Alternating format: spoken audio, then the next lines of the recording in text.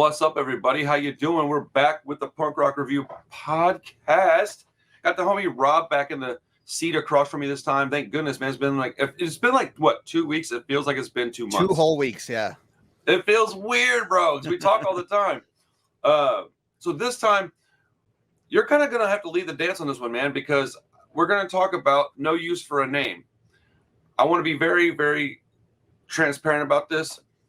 I've never heard this band. I am positive that I've heard a couple of songs here or there, like clips and stuff, and I've never seen them live to my recollection. I've never put on a CD and listened to them that I can think of. I think at some point, I might have contemplated owning Making Friends, but back then, like, I was buying everything on vinyl or CD, and my money was real tight. So I usually just went for the Epitaph stuff. So the fact that they're the Fat Band, honestly, there was 2 different sounds. Let's be honest, dude. There was a Fat sound, there's an Epitaph sound. And I was much more interested in the Epitaph sound back then. So yeah, let's talk about No Use for a Name, dude. So thanks for hanging out, man. I'm super glad to talk to you, bud. Yeah, and so No Use for a Name, I think we decided to do this because I always just kind of bring them up in conversation as a band that I really like. And I probably like No Use for a Name on an outsized way compared to how they're thought of in punk rock, or how you thought of them, or even how I thought of them as a kid. I got into them more as an adult than as a kid, although I was a fan of them as a kid. Yeah, so like for me, they were always like the other, like kind of like you're saying, the other Fat Records bands, and I had them on a lot of comps. I owned one of their CDs. I actually had a really bad Valentine's Day date when I took a girl to go see them. Didn't realize she would totally not be into see No Use for a Name on Valentine's Day. So that's pretty hilarious. Yeah.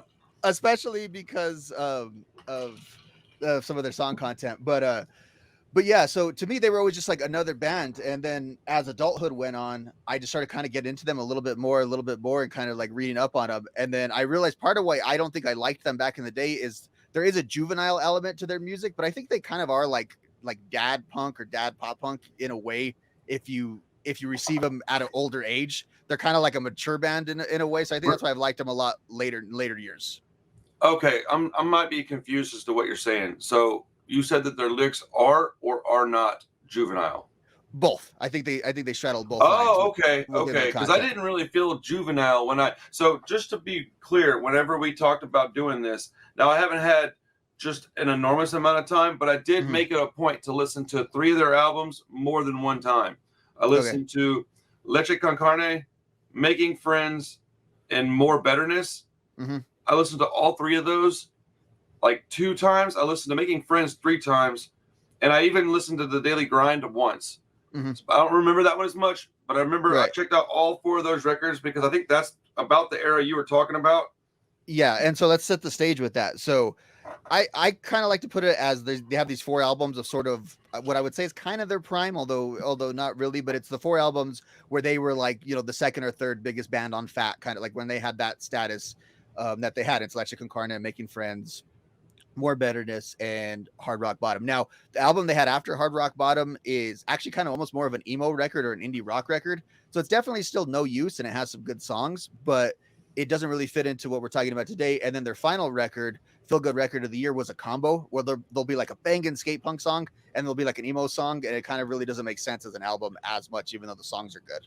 I did put on their playlist, just all of their stuff at one point. And those 2, every time I got a song that I was like, I looked down, it was off of one of those albums. Right.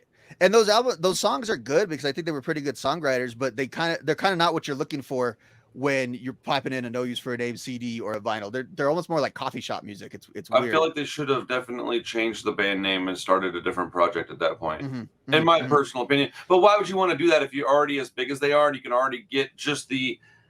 Here's the thing. Here's where your choice is being made. It's like, you're like, okay, we can sell it as No Use for a Name. People are going to buy it because it's No Use for a Name, but then they're going to listen to it and be mad because it's No Use for a Name, not sounding like us. Or we could be like, oh, it's a new band. We won't sell as many copies, but we can still get some rub off the fact that, but it's featuring all the guys from No Use for a Name. And then maybe people will like it, maybe they won't. I still think that's the more appropriate way to do it, but let's be honest, man, none of us would have done that. None of us. We would have all taken the name that we had and utilized it because that's what we're, supposed to do, really. You recently did that in your YouTube journey. You did that exact concept, right? You used kind of your name from one place to build something else. Yeah. I had to do it, and I couldn't call it 31 TV. I had to call it something different because the content was different. I actually, I guess I would have maybe chose to start a new band because I absolutely started a whole new channel, and it's not getting the exact same response, but it is getting in my opinion, a more healthy and more appreciative crowd. So shout out to everybody that's watched this channel and subscribed. Also, don't forget to check out Rob's channel. He's got his whole ass own channel. So like, make sure you check it out. I tag him in everything that I talk to him on. So go check his channel out, The Punk Odds. But yeah, this is definitely a growing little community over here, and I'm very, very proud of it. So. Right. And now one thing about, I will say on that era of No Use for a Name, even though they kind of changed their sound quite a bit, they weren't big enough to get like a super backlash. So they still kind of toured with all the same bands in those eras. So they didn't really they didn't really lose their spot. You know what I mean? They just kind of just acknowledged that they were kind of making different music nowadays. And it didn't really, they never really hit it. They're a big enough band that I heard about them out here, obviously, but they never really hit it big. Even when they made commercial albums, they still kind of stayed at that water level really for the entirety of their career. So I say this is the peak, but the peak I think was actually pretty level, and I think that's why they're kind of unspectacular in that way as a career. It's funny that you say that because in my personal opinion, they're a huge band. Like I don't think that they're anything close to like, I mean, they're huge. Like to me, when I look at punk bands, you got to understand like most of what I listen to, even now, like with the exception of stuff like some Rancid or maybe No Use for Name. Everything I listen to, man, you're going to fill up a 150-person club with these bands. That's the stuff I like. That's the music I listen to even now. I like to go back and listen to some throwback stuff and the Casualties, the Unseen, and things like that would fill up in a bigger place. But even those bands, they're not going to fill up an arena. And No Use, not that No Use would have, but they would have filled up a much bigger place than most of the bands I like. So it's funny to hear you because we do come from a slightly different perspective. So it's funny to hear you're like, man, they weren't like the biggest band. And I'm over here going, I don't know, bro. That band's huge. But it's all relative to peers, right? Because compared to NOFX and Rancid, they were not a big band. However, when they would do stuff, maybe MTV News would report on it slightly because they were big enough to have that reach that like a punk band you're talking about just would never have. Man, I don't know. Do I kind of feel like they're pretty up there with NOFX and Rancid? Yeah, I mean I can see what you're saying, but like I feel like they're in a whole different stratosphere than most of what I listen to. Like I'm not saying that you're wrong because I don't think there is a right or wrong. This is super subjective because it just comes from your own personal experiences. But like, yeah, I look at them as like that's a goal band. You want to be like them. You want to be as big as No Use for a Name. You've made it if you're in that band. Yes, you are correct there. Like you've made it if that was your career. Let's see. Who else would be in that era? Who it was Strung Out? Weren't they on Fat? Mm-hmm. So Strung Out, NOFX, No Use. Those were the three big bands, man. Well, and you have Lagwagon as well. That's kind of in that. Dude, Lagwagon wasn't close to as big as these guys, dude.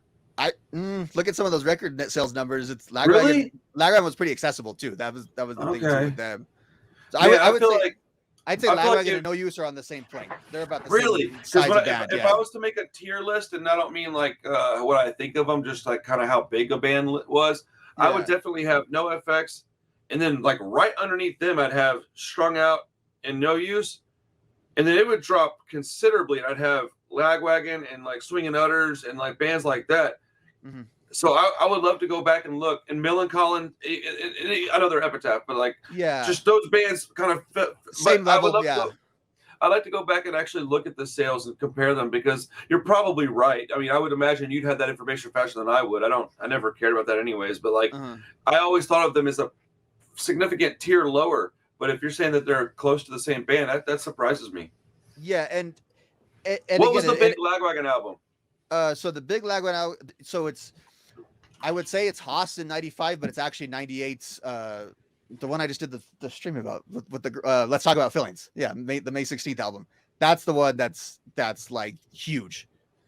They also took their hiatus right after that though, so maybe that sort of affects it, and then they came back in '03. With their next album. I don't think I ever listened to Lagwagon either. Well, that's a future episode. We're gonna do this format at some point with Lagwagon. We're gonna have to because I think I might have had double platinum at some point. Mm-hmm. That's it. Like I don't think I've ever had anything. I don't know that I ever cared about Lagwagon. Man, I think I just used to doo-doo on Fat Record stuff, man. But I had just all like their NOFX, yeah. I had all their comps, so I don't really understand. So you're probably familiar with some of the music though too, because they had some. So like a lot of these bands were on. Even myself as a kid, I only had one No Use record as a kid, but I knew a lot of their music from comps and Yeah, I had a DVDs bunch of and the all that fat stuff. music for fat people stuff, and I don't think I ever listened to those comps anywhere close to as much as I did. That's funny. I think the Give 'Em the Boot stuff and the Punkorama stuff was much more of a skate punk and street punk, and I think Fat was much more pop punk. And what I consider actual pop punk. They tried to get a lot of bands on those comps that weren't necessarily always just the fat. Like Epitaph, the Give 'Em the Boot comp was a real good like subsection of the Hellcat bands. Like you could learn. Whereas the Fat Records comps were more cool comps than necessarily just like an illustration of Fat Records, because they would bring in like even outside of Fat bands a lot on those comps. Yeah, they did have the some Epitaph guest comps bands. were Epitaph comps. Yeah, I think that's the difference. Yeah. But I remember even back then, like you could tell, like if you had a group of kids and you just were looking at them. Let's say you were standing on like a stage getting ready to play a show, and you were looking out at the crowd, and you could just pick out Epitaph, Epitaph, Epitaph, Epitaph, Epitaph. Here's a fat kid, fat kid, fat kid, fat kid, and just divide them up almost solely based on their clothing. Like, I mean, t-shirts, of course, but like just the way they dressed and act, there was a big, at least down here. I never went anywhere outside of Texas, so I don't know how it was elsewhere. But down here, it was definitely there was a divide, and like all the skater kids, they were like Fat Record bands guys, and all the like street punk kids, they liked. Well, they didn't even really like Epitaph stuff. They liked the Hellcat stuff, okay, but they were more, Anti-Flag and The Unseen, and before they were on, Hellcat. Yeah, those were like the big bands of that kid. Like, that could fill up the big arena, I think. Man, those were my band. That's what I was into. US Bombs, I like them a lot.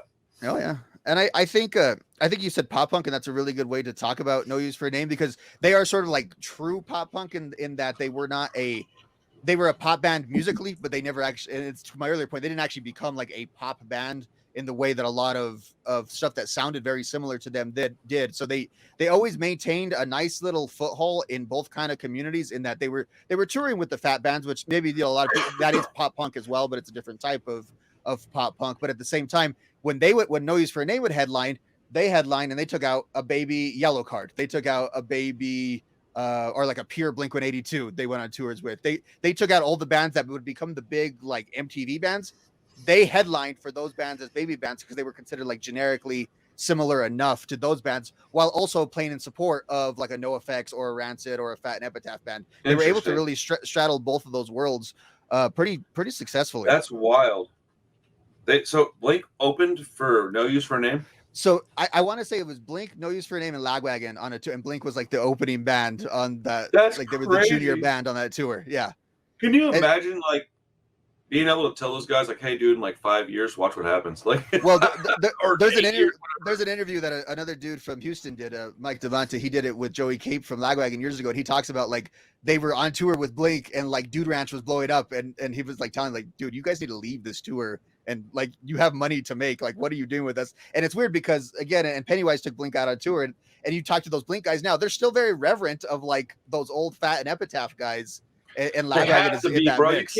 You can't poo-poo on those guys. That'll get you blackballed completely, dude. You won't even be allowed in the community anymore, man. Those guys are definitely our those are our leaders, man.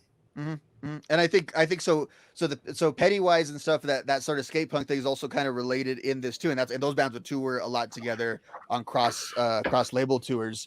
Let's get it started though. Why am I yawning so much today? I'm sorry. Yeah, I'll check out some music, man. So you want to start with Justified Black Eye from? So hold on. Here's the thing. I just want to be very clear about this. I don't know what's going on with my like with StreamYard, but whenever I post stuff, it sounds terrible. There is a chance that I'll have to cut the video here, just put the song in. Put real audio, yeah. Put real audio in. So let's listen to it without pausing it, if that is okay with you. Okay, yeah. And so we're gonna go with. Let's see here. Oh man, this other computer is a pain. I'm sorry, dude. It's unfamiliar. Yeah. Oh man, I hate it. Let's see. Oh crap. What was the song title? Justified Black Eye. What album is that on? Leche. Okay, that's what I thought. Yeah, so I'll try to go chronological. I'm getting a little familiar with these. They're like Let You Make Your Friends. It's hard to remember which song's on which. So it becomes one of those things where you kind of flip them. Well, I can't wait to get to the end of this conversation so we can talk about what I thought about this music, because I definitely have some stuff I'd like to say about it, but I want to wait until we get the full towards the end. Yeah. What was it called again? Justified Black Eye. There we go.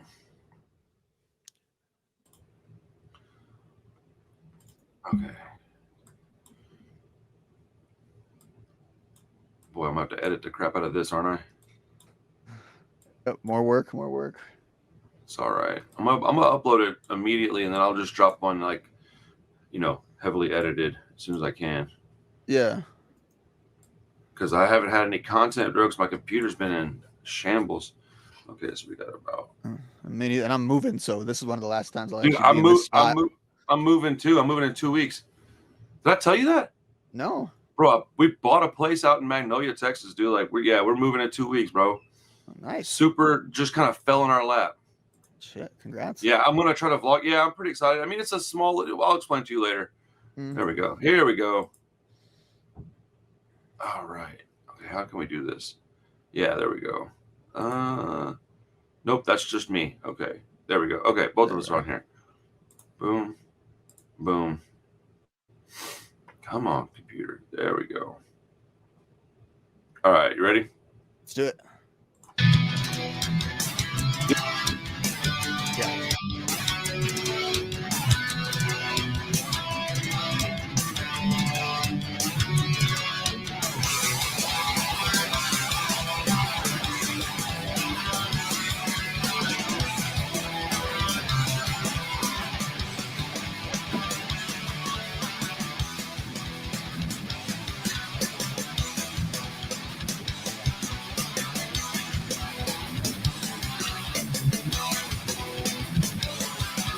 She was confused and abused in his life. Emotional and violent moments that seemed to take the longest time. Every single knockout drag up by the other hand. Apologies, dignity denied. He starts to laugh, he starts to lie. Suddenly psychotic eyes. Every night she cried herself to sleep. She didn't recognize her own face in the mirror, black and blue. So afraid intimidation, like a child she has away. He would always try to justify what wasn't true. Justified, black eyes.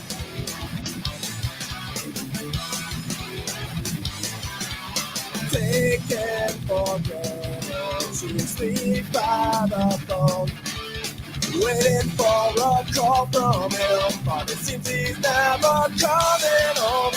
14 years later, he is there without an answer. Once again, she questions his lies. He goes to bed with no reply.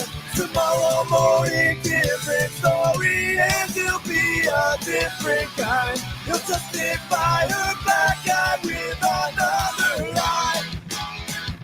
She backs her back in great temptation. He's on his knees again, he cries. I'll get a kiss and I don't know why. And the teardrops from a swollen eye.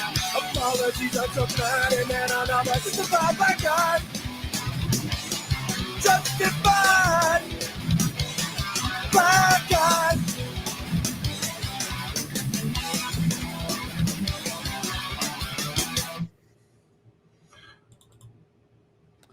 Well,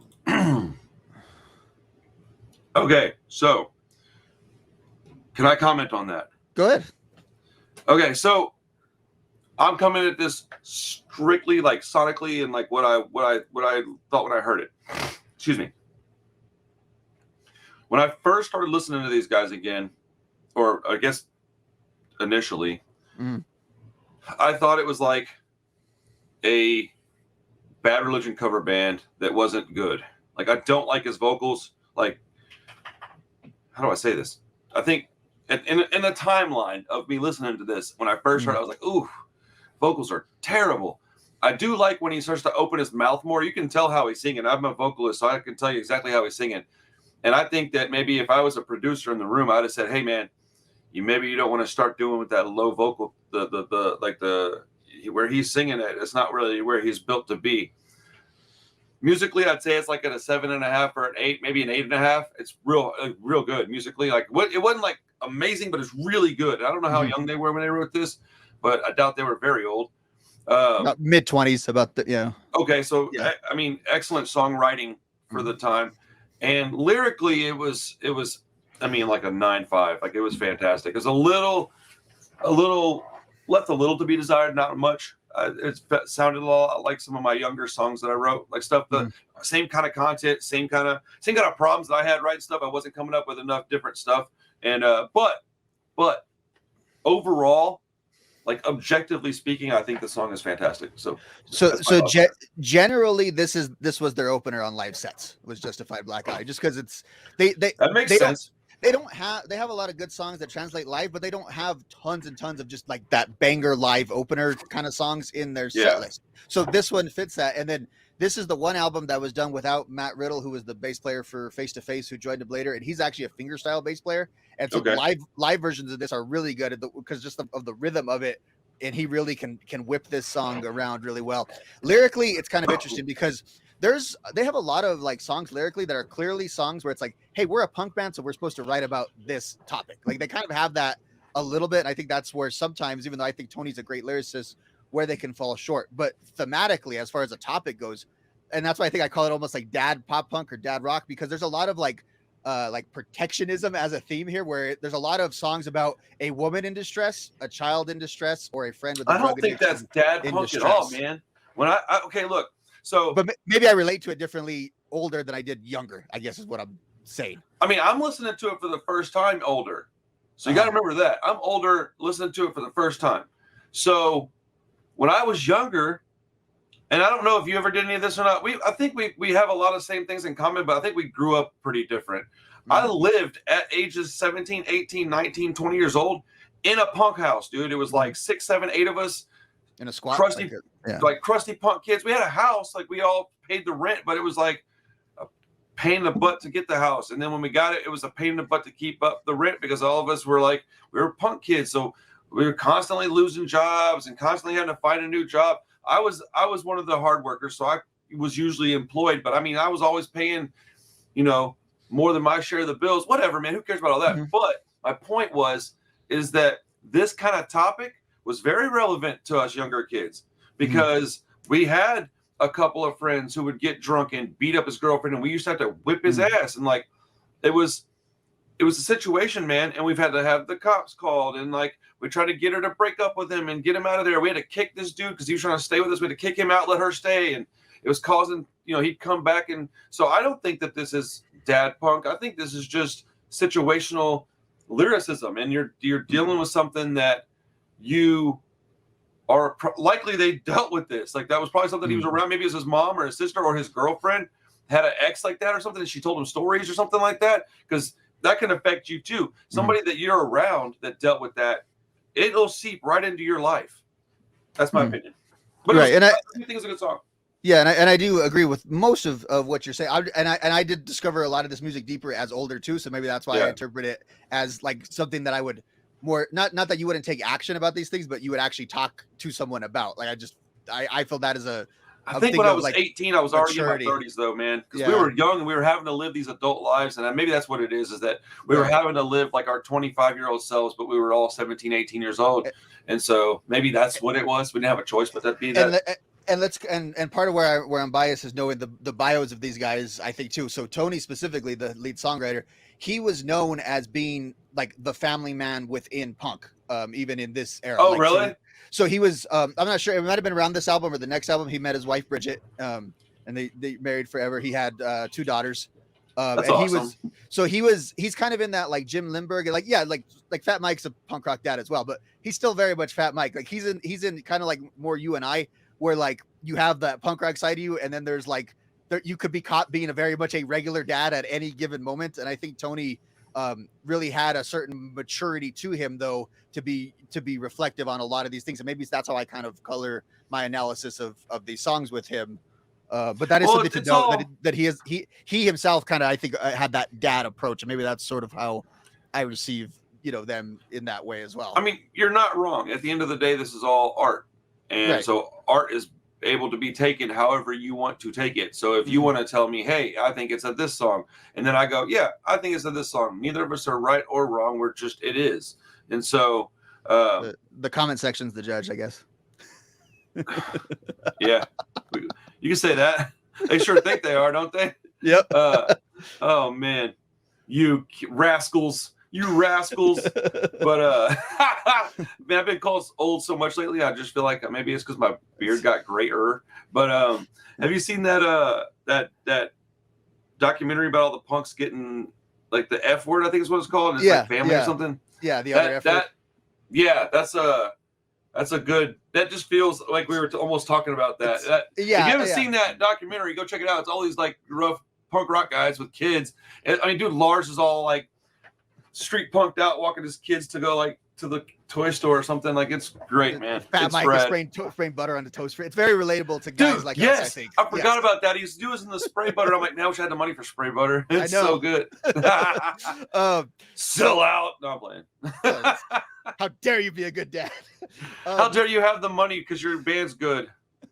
We don't need to. I don't know, because I don't know if you want to put the video in, but did you check out Soulmate? Like, did you get some familiarization? We just have to kind of touch on Soulmate. I don't know if you want to go hold on. What? It's their one song. It's that early song with the video called Soulmate, and because there's a little bit of story to it, and the story to it might be better than actually watching the video if you've already seen it. So I did, but I don't remember it. Okay, let's check it out, and then I can give. You want to watch it? Yeah. Okay, so it's just No Use Soulmate. Yeah, and it's an actual video. It's an actual video. So if you need to post, if you need to take it out or something. Yeah, it's all right. I can cover it up with something if need be. Honestly, dude, at this point, I'm just trying to get the viewers to enjoy the videos. So build the fans. Yeah, we're getting there, man. It's a lot of great things happening, man. These interviews I'm getting it's kind of crazy, bro. To be honest with you. Let's see. Anybody that's wondering what I'm talking about, I got Adam from CMI on the show, and I'll be dropping that in the next 2 days. Okay, you said it's a music video, right? Yeah. Huh. Not seeing a music video for it. Yeah, I mean, it's pretty. Yeah, it's pretty big on the algorithms. No Use for Name Soulmate. Hold on, I'm gonna put in music video and see what it does. My algorithm doesn't care because I don't look for videos very often. Oh, here we go. Oh, it looked like a live show. The thumbnail was not a good thumbnail. It's before these guys knew how to make thumbnails, and they would just put a screenshot from the video. Yeah. Pretty much. All right, you ready?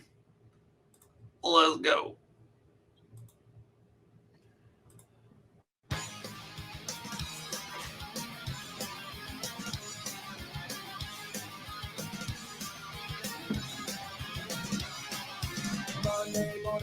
Oh yeah. The outcome of a stupid night. Set by some punk ass on the street. Yeah. Okay. It wasn't me. It wasn't you. It wasn't anybody. Had you seen this before, like in prior times? No, I've just heard this song a bunch. Mm-hmm. This is what I would consider their biggest song. It's the one that I've heard the most, like on Outside. Yeah. And there was a video, so there's a reason for that you heard it, Right. Tuesday night, you were in a fight. The same old argument, black and white. It's something that's eating you inside. It's not the food, it's not the booze. It isn't anything comes to so with it. Oh, those shirts he's wearing. Oh, good Lord, man. And all those times you thought that you were wrong, you were right. Devil on your shoulder gets you straight to paranoia. The countless times you called a few. Your best friend till the end of time, they'll always be there by your side. Solidify conditions you've abused. That was a good vocal performance. You'll never have a clue.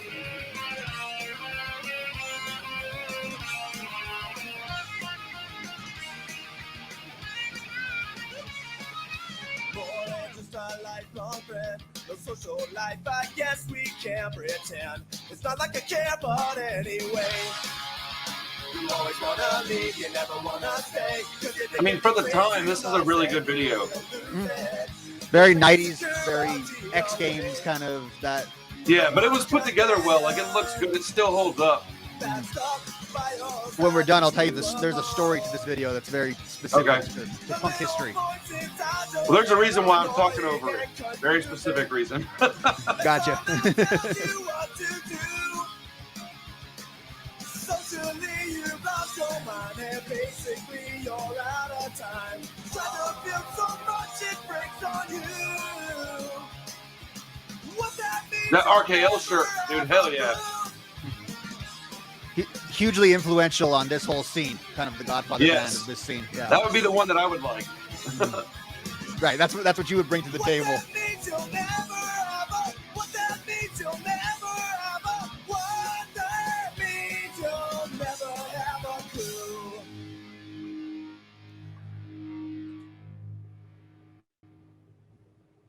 Yeah, man. Like, okay, maybe his better vocal performance. I really don't care for his vocals much, man. I think that's where, but I like the band. Like, it's a weird, I'm at a weird little crossroads because I do, especially when I started digging into the words he was saying. But okay, tell me the story behind this video. Okay, so the reason this is a like you were saying, this is just a 90s like skate alternative 120 minutes video, like 100%. However, it's probably way less well known than most videos similar to it, and that's for a reason. Because what happened is MTV picked up this video and it got pretty good response. They really liked it. However, they also wanted videos from NOFX, and when NOFX did not want to play ball with MTV blackballed No Use for a Name as a result. I heard about that. Okay, so I forgot that was this. My memory is really bad, so like I'll hear stuff and you'll have to tell me a whole story before I go, oh yeah, that's right, I have heard that. I listened to another guy. Let me shout him out, man, because you probably it's like goes by like the super underqualified punk rock historian. Jack Miller. Jack Miller. Is that Jack Miller? He's a cool kid, man. A guitarist for Diesel Boy now too. Yeah, that's what he was saying. He's the authority on this band as far as the video. That video will give you the full history of this band. So that's the one that I listened to kind of get like I listened to it at work, admittedly, so I didn't get to sit down and like really like focus on it. But I was listening to it and I was like jotting some things down so that it would help me remember. So I do appreciate his video, man. I really do. I like when there's other people that are doing similar things, but a little different, so I can go get their information and then I can then go and give my commentary on that or make my own version of the video, whatever, because I am ultimately going to have videos very similar to his at some point in the near future. So maybe different bands or something, but very similar content. That was a good song. I like that song because it's catchy and it's memorable. I do think that might have been his best. Well, okay, one of his better vocal performances. I gotta hear some more stuff before I say his best, but like one of his better ones that I've heard was that. Yeah, his range was better. Like I think that they were probably not in there with a good. Let's see, who would produce that album? Do you know? Yeah, so that's Ryan Green and Fat Mike both producing. Ryan Green produced most of their stuff. And I don't know if you know who Ryan Green is. I do not. So he was the Fat producer. Ryan Green basically produced all the NoFX, all the Lagwag, anything that came off of Fat in the 90s. I know they're like mainstream stuff too. He produced. So when they talk about like the Fat sound, like that drum sound specifically, that's his sort of engineering. That's probably where they thought they were benefiting back then. In hindsight, we're not, because you can't use the same producer for every band. That is asinine. That is stupid. But it did produce a sound. But I mean, so my opinion has always been that if they had someone like Jerry Finn producing them, they might have been bigger. But I don't know if that's the case. I don't know if Ryan Green got like that was what these songs were supposed to sound like, or if I can tell you, poppy producer would have. I can tell you factually, like objectively, he didn't get the best out of them, because there's little spots in here where you go, yeah, if you'd have done this more, the song would just be better. Or you know, maybe if they get like, because like there's some muddy sounds in some of their songs. Some of the drums aren't very clean, and that might have been due to money, but that might have been due why they had to have that guy producing, because he was just the in-house guy. I'm not like just shitting on it. I'm just saying in an alternate universe, if they had somebody else, they might have had a different sound that was just better. And I think that they had more talent based on just a little bit that I've listened to them, than we were able to actually get from them. He wasn't able to draw, like, look at what Brett does for Rancid. The only one that he didn't produce is one of their ones that we're kind of like, I don't know. And then he's back. It's very clear he produced those records. It's very obvious what he does. And I'm speaking on them again, mainly because I know the most about them. So like, it's easy for me to talk about their stuff, but you can tell that he's able to pull things out of them. That's why they take so long on their records, probably because they're trying to create masterpieces. And not that that's what No Use for a Name was or was not trying to do. I don't know. And I'm not trying to crap on the band. I'm just trying to be objective about it and give an opinion that I can stand on in another year from now. I go, no, I meant that. And I don't want to say stuff just to, fluff up a band. I don't really do that. So I'm not trying to shit on them either. I really do. Yeah. Yeah. Yeah, and I think, and that's why I have that take is at one, if maybe they had a different, which I'm fine with the stuff Ryan Green did because I really like what No Use for a Name was. But I think if their ultimate goal was to be like pop stars, I think they would have needed like a different. They had like some of the ingredients. They needed a different production, and I think they needed to like a little bit prettier lead singer if they wanted to be like a pop punk band. I think they could have been an emo band had they made that pivot sooner. I think they could have done that. I don't think that their goals weren't achieved. I think their goals probably were achieved. No, I agree, but I'm saying if that's what their goals were, they had that kind of potential, is what I'm saying. A lot of. I mean, yes, you are correct. I think what I'm looking at it from is an outside perspective of somebody that wasn't, and I would still say isn't a fan of No Use for a Name. Like, I like some of their songs now, but I wouldn't call myself a fan. I don't own their records. I probably won't buy any of them. You're not gonna get a T-shirt, yeah. Yeah, actually, I might rock a T-shirt. I like making friends enough to maybe buy that CD or something. I like that record quite a bit. And we'll get to that here in a few minutes. But, yeah, man, I just think that maybe that they would have benefited just in the punk scene. I'm not even thinking bigger than punk. I'm thinking just on their records, what would have made them better. And since I'm looking at it from an outside perspective, because their fans are going to tell me I'm wrong. Mm-hmm. I know that. And I'm not trying to upset any of their fans. I'm not trying to be disrespectful. And I don't think I am being disrespectful. Some people will take it as disrespect because that's how people get when they have something they love. They get protective over it. Understood. But I do think that they could have had just a better album if they had somebody in there that was like, hey, man, take a chance, try this. Because that's what it is, bro. All this stuff feels very safe to me. Mm-hmm. It's very formulaic and safe. And it's like, hey, look, we know this works. Just do this instead of, hey, try this. Like Strung Out, listen to their records, dude. Those guys took some chances. Mm-hmm. And they're peers of these guys, too. And very much in this, tour together and very friendly with each other. One more we have to hit from Leche just because of time is Fatal Flu. There's more we could go in on Leche, but let's check out Fatal Flu. Yeah, I want to pick out a couple off of Making Friends here in a second too. Yeah. I mean, I still have like an hour. We got plenty of time, I think. Yeah. Let's see. What was it called? Fatal Flu. All right.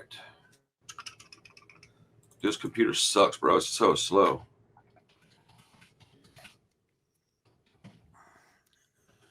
Get my baby back, bro. I'm supposed to get it back tonight, man. We will see. All right, Fatal Flu. We're going to listen to it. No, we don't need a video because there's not one. There's not one, yeah.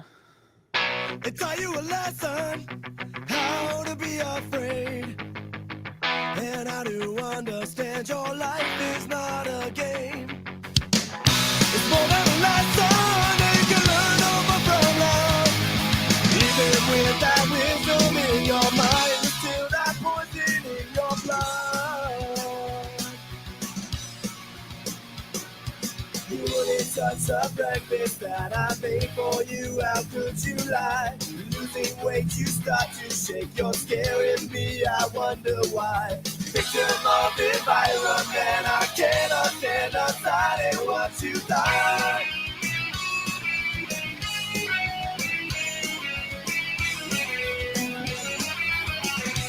Every day you went to school, trying to maintain your cool, with people sitting far away from you.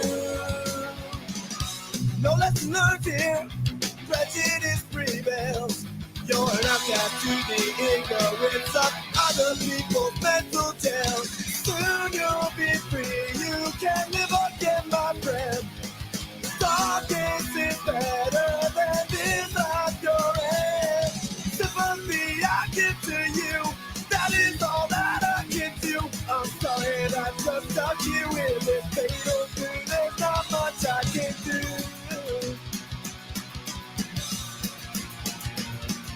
They taught to our left and how to stay away, protect yourself.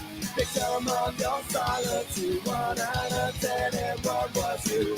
Victim of society's incurable, cause he's a fatal flaw. There we go. It's how you a lesson, how to be afraid. And how to understand your life is not a game. Good breakdown there. It's more than a lesson you can learn over from love. Better vocal performance on this song too. Your mind is still that poison in your blood. Yeah, that song was that was a good song, man. So okay, enlighten me. What exactly was that song about? I believe it was a friend that was dying of their drug addiction. So that's what the fatal flu. That's why it's society's incurable disease. You know, and you didn't touch the breakfast. That's what I felt like it meant, because I've been through that, and I can tell you, that's what it feels like. And I think it could also apply though. Like I remember listening to this a lot, like in 2020, and like, well, society literally has like an incurable flu right now that we're dealing with, and then right. And it could also apply to any family member or relative with illness, because you know the dynamics are the same, but specifically it does appear to be about a friend losing their life to their addictions. So that might have been. It's really hard for me to listen to a song once and then be able to pick out. Like I have to listen to the parts. Like I'll listen to it and I'll only focus on the guitar and the drums, like the music, and then I'll listen to it again and only focus on the lyrics. I was trying to focus on both during that listen. That song was good. The more, I will say this, the more I'm listening to the band, the more I'm liking it. So my distaste for his vocals was upon an initial listen. So the more I'm listening to it, the more I'm liking it. I still don't think he was at the same level as he could have been. And I still think that there was talent that was untapped. They had some resources that they didn't quite get to. And I don't know that was because of the producer. That's just my knee-jerk reaction is like, a better producer could have pulled some stuff out. Who really knows? I don't. That's what this is. It's just a talk. So don't get. I'm already defensive because I know people are going to be like, man.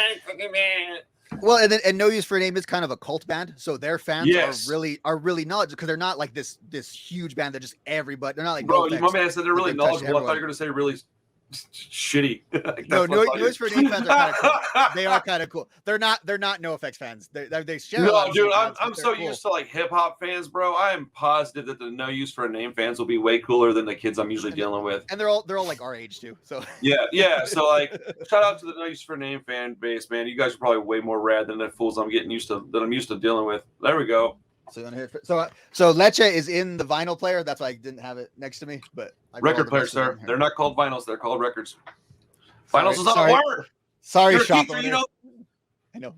That's me being old AF, bro. I'm so old. I'm like, that's not called vinyls. I'm such a curmudgeonly old turd. Okay, so let me bring one to the table, man. Because this is the album that really resonated with you, right? Out of all the records that I heard, and I listened to 4 like 3/4. So like out of all like 5 records, this is the one that I liked the most and listened to an extra time just on my own time because I wanted to hear it. We're Making Friends has 3 songs on it that were so good that I think I'm even going to add them to my punk rock review playlist on Spotify.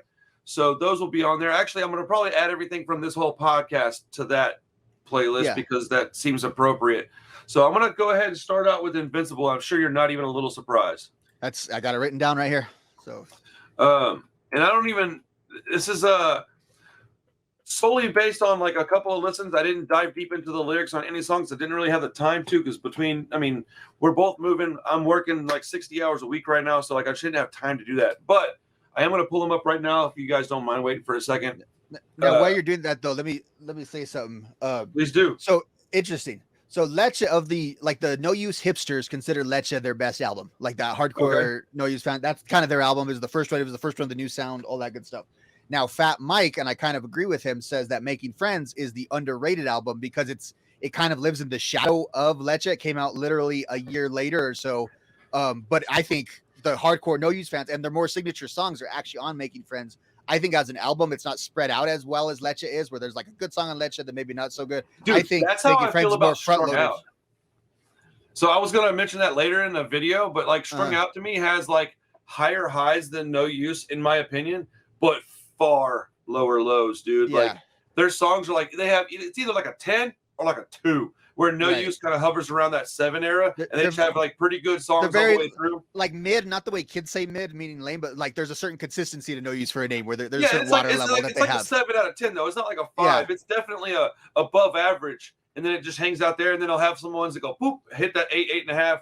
But like strung out, it's like 10 out of 10. Oh my god, that song's terrible, bro. Like that, at least to me, that's how I felt about it. Well, and upon like very few listens, I only heard it 1 or 2 times. And even with the coffee shop version of No Use for a Name, like even as if you give it a chance, like it still has a certain quality level to it, you know. Well, their quality at what they do, so yeah. Some bands, when they experiment, sometimes they kind of like don't care about the new thing they're doing, or they don't like respect it to that level. Where I think No Use always had enough of a professionalism to them to always crank out good stuff. Sorry.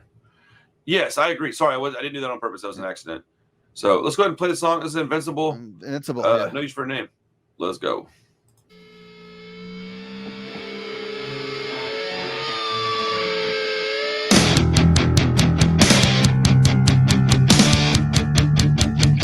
Yeah, buddy. It's already like heavier.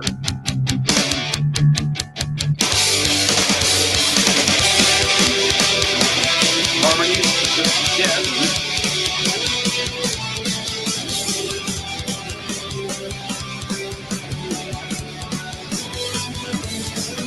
This conversation sickens me. Please let me out, I'll take the bus. Yeah, dude. And though I tried to understand, I didn't know. How can you say that I'm a fool when all I do is help? Well, I guess I'm a fool, but I know that I'm not your fun. That feeling is dead and gone. Pretend you're invincible, and no one can save you from yourself. Hell yeah. You're a superhero, fucking zero, trying to save the world.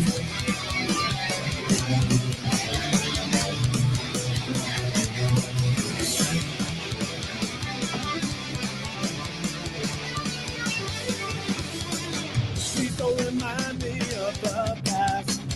It's much too late to work it out. And no, I see the positive, I hear the doubt. So go and hide your life away. These words are obsolete. And I'm crazy to think that you'll wake up and come around. Silence is made with sound. Pretend you're invincible. There's no one to tell you that it's wrong. They're all just as scared as I am. But someday, soon it won't be long. Invincible.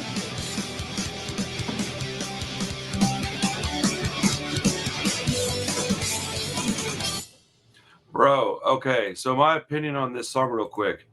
Actually, you know what, dude? I picked the song. You tell me your opinion on the song first. I love it. It's so the beginning of this album, I said, just opens with just these like No Use for a Name. The bangers they have are mostly in their catalog concentrated at the beginning of this album, and this is one of those songs that musically, like I like the ride you're going on with the drums. This sounds like Fat Records to me. When you talk about, we kind of passively said stuff about Ryan Green. Now the positive of Ryan Green, is this song. This is what his songs sound like. It's got that we talked about last week, that syncopated guitar, that kind of metal riff, but it's sped up to be a punk rock, and it all of that works together. And then lyrically, it's another song. The No Use for a Name, like breakup songs, are not about like, hey, she's sleeping with the neighbor. It's like, bro, she's going to die, and I need to extricate myself from this situation. And they sort of go more on that plane versus the more, I think, juvenile pop punky kind of themes that you would associate with it. I mean, I've never associated pop punk with juvenile songwriting. Like, I just never have, because the pop punk that I like doesn't really have that, with the exception of Blink. Like, but I think this stuff, based on the lyrics, man, I'm feeling like this was just like an emo band, bro. These dudes, all they talk about in their songs, man. Like, and it's not good or bad, but good Lord. Like, no wonder I didn't listen to this when I was younger, dude. There's no way I'd have played this stuff. I'd have been like, dude, get this shit away from me. Even their political songs are like metaphors spoken through like interpersonal stuff. Like they have plenty of political songs, dude, but you can't really find it. If like you have to look for it to find it, you know. Objectively well made, but Yeah, it's the lyrical content it takes a specific kind of day for me to be wanting to hear that stuff. But that song is what I think they could have done. Like his vocals were more like he had more he was more sure of himself, it sounded like. Whereas on the other album in its entirety, he was like holding back. And I think that if he had yelled more and sang less, completely different song, dude. Way better, I would imagine. So I think he was caught between a couple of planks because if you watch a Fat Wreck, which is actually free on a lot of streaming services now, it's like a documentary on Fat Records. There's a little bit, there's like a 6-minute section on all the big bands, and for No Use, especially like the guys from Strung Out, Jason Cruz and all them were saying like, well, Tony was the songwriter of the crew. Like he was the guy that knew melodies, like he was a little more formally trained musically. So I think he was caught between these polar poles of like, he kind of maybe wanted to be like just singer-songwriter kind of guy, but he had the scene and the talent to be a punk rock frontman. And that was kind of the two poles that No Use for a Name is always being pulled between. Yeah, and that's not bad. No, it's a good formula. It's definitely going to have a broader audience. So, I mean, if you're looking to be a successful musician and to do that for your living, then he made the right choice, probably. But in my opinion, look where we're at in music. We got like metal bands on the radio, like actual metal bands. Little girls singing Spirit Box on America's Got Talent. Like that stuff wouldn't have happened back then. So he likely made the right choice just because of the time and place he was in. Situation, absolutely. But me, I'm not a right choice maker. I do what I want when I want to do it most of the time. And so I think back then, if it were me, I would have been in that microphone yelling a lot more. Although I definitely would have liked to have had the ability to sing with as much melody as he was able to do, because I would have liked to pair the two together and like scream with melody, because you can do that. Like listen to Lars. Lars does it all the time. Mm. I don't know you know what I'm saying though, right? Like absolutely, absolutely. So let's move on to another song, because I do want to make it through these other two, and then we want to talk about the band as a whole for a little bit. And if you have more songs you want to point out, we can do a couple more for that. We can always do a part two of this if we need. What else do you have from Making Friends? Because there's one essential on Making Friends that we have to hit. Was it called Growing Down? You can go Growing Down. That'll work. And then Best Regards. Okay, we have to hit On the Outside. That we're gonna have. Well, let's do those three then, and then we'll wrap up the song playing for the video. And we'll if we need to come back and do it part two, we can absolutely do that and just dive into their discography a little bit more. Okay. Let's start with Growing Down then, because it's just the one I have written down. Okay. But Invincible, man, that might be my favorite song of theirs. Mm. But I can totally understand what Fat Mike's saying about this one being underrated, because if this isn't what people think is their best album, that surprises me. But if you look at their live set, it's got as much representation as anything else in their catalog also. Well, yeah, it would have to, because they know what's up. Mm-hmm. Like they know what's up as a group. All right. Yeah. Growing and these Down. songs translate live too pretty well. Oh yeah. Yeah. This sounds like a Blink-182 song to me. Mm-hmm. That lead guitar kind of right, yeah, rhythm going in the back, yeah. Nothing could be easier than blaming this on her. Kicking in the womb, shipping it up, he leaves the room. Walk away, all he has to say, you got what you deserve. It's your fault, I don't think that it's even mine. And I guess it's not much in his little mind. It's a shame when it happens every day. Does it stop to think that every bottle that it drinks just an additive to ignorance and problems that exist? Lay down on the bed, dream of glory days instead. The egocentric attitude solves problems with a fist. I don't understand why he can't get so mad. She don't want it either, but it's too late, Dad. It's not right, and I know next time you'll think twice. That's why I picked this song. Dickie. Yeah. I was like, why did I pick this song? Yeah. I love Dickie Barrett. You gotta sneak your ska in somewhere. Right? It's a shame when it happens every day.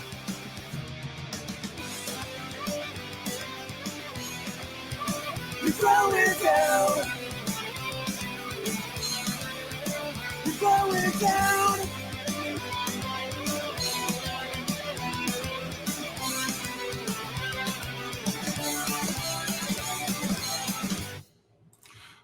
So I will point out that I really appreciate that they have 2-minute songs and not 3.5-minute songs, because that's a huge difference. And I tend to not really care for those. Dude, in my opinion, a 3.5-minute song is kind of long.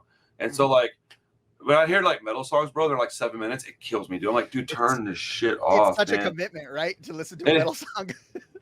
We're punk rockers, so we're used to like we're just trained to like 2.5 minutes. Had a solo, had everything in there, but it was 2.5 minutes.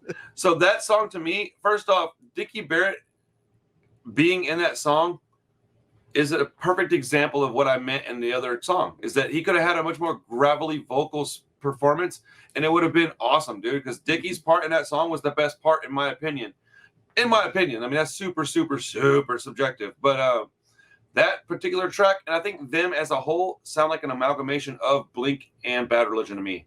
Like that's what it is. That's what they sound like. They sound like both bands pushed together. It's a poppy Bad Religion. Yeah, that's the way to. Yeah. And as Fat Mike always says, no, Fat Records doesn't do pop punk. We do melodic hardcore, and you're basically saying the same thing, but coming at it from a slightly different angle. And I think that does actually fit. I don't even do there's that fool. He says it all the time. He said, no, Fat Records is not a pop punk label. We're a melodic hardcore label, and those are the same term basically, but said in a different way. But it actually, it's the same thing, Mike.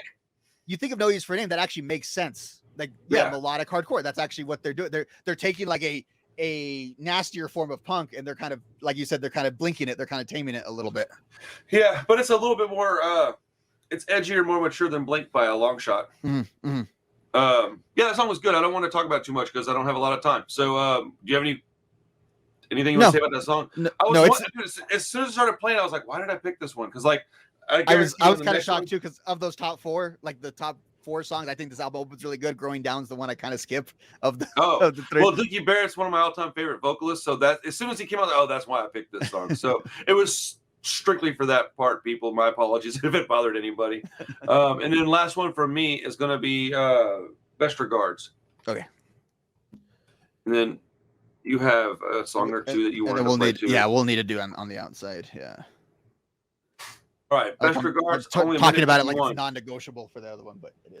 It is non-negotiable, man. You got as much say as I do on this, dude. We're good, brother. All right, let's go. Ooh, let's go.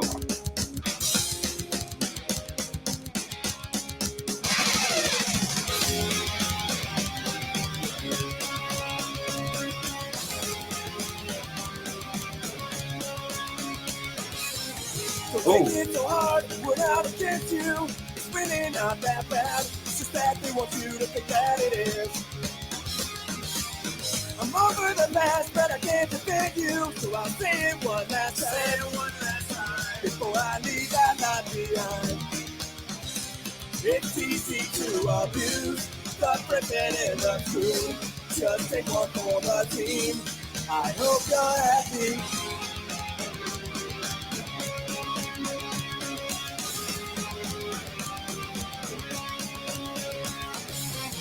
It's hard to believe that what there was something to be said, but thinking the shit that I wanted to tell. You don't have a clue, you never can, and never will, but I'll suck it up and lie, with all my dignity and pride. These words can't say it all, your feelings take me tall, and stronger every day. I learned to walk away. Yeah.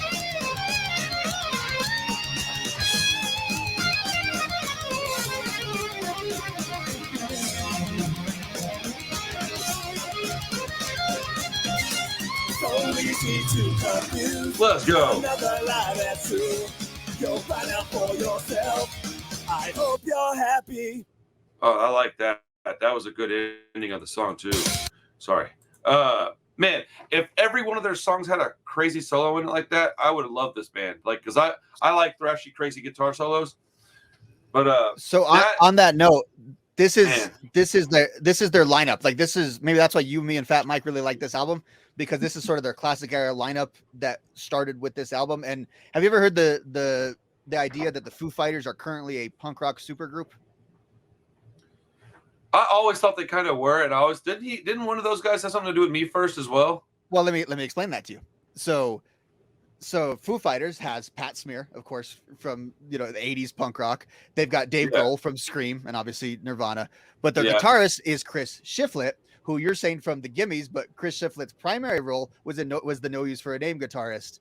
So he okay. left No Use for a Name in the mid 2000s to join Foo. Like he got plucked out of Oh, No I Use didn't for know a that. Name See, to join. okay. Oh So man, I need to those solos you're enjoying, that's actually the Foo Fighters guitarist. Oh, and also the Foo Fighters now have Josh Freese as their drummer, so they have completed the full punk rock supergroup. My best idea. friend is like adamantly against punk rock, but his Foo Fighters is like top 3 for him. I'm about to go ruin his day after we're done with this. Yeah. Josh, if you're watching this, buddy, I win again. Got him. Punk rock wins. No, we don't. We don't ever win, but we'll take this little bitty W right here. Okay, guys. I like that song a lot, bro. That one is probably actually my favorite one on the. I don't know, man. Invincible is pretty great. Those two are like so far. Let me hear this one you're talking about though. Which one you wanted me to play? On the outside. Well, I want to give it to you sort of bare, and then we'll get into a little discussion about it after. You want me to just play it? Yeah. Okay, I can do that. Okay. Challenge accepted. It's only been inside, isn't it? Sir, why are you giving me a 3-minute on play? I thought we already talked about this. All right, No Use for Name on the outside. Album version, by the way. I don't know why that matters, but it is said right here. Because it has that It's only intro. been inside, isn't it? Because when you are inside, you're still actually outside, aren't you?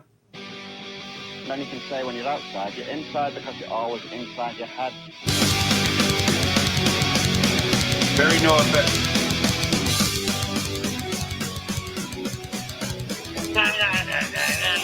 That's what I was hoping to hear. Linoleum, yeah. On the outside, it will never be the same. After all that's happened, what is it that we've gained? I made mistakes before and never lived them down. After all you've done for me, I'm bound.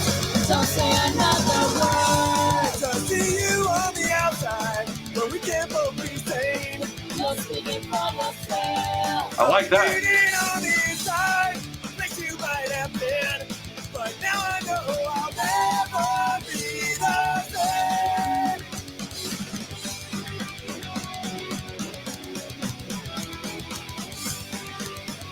But I heard you got a new place and it's far away from here. Reality has sunk in and now confirming all my fears. I'm gonna track you down, but it's too late to stop. Thinking about the time that we have lost. I'm happy without you. I'm trying to forget you and everything we had.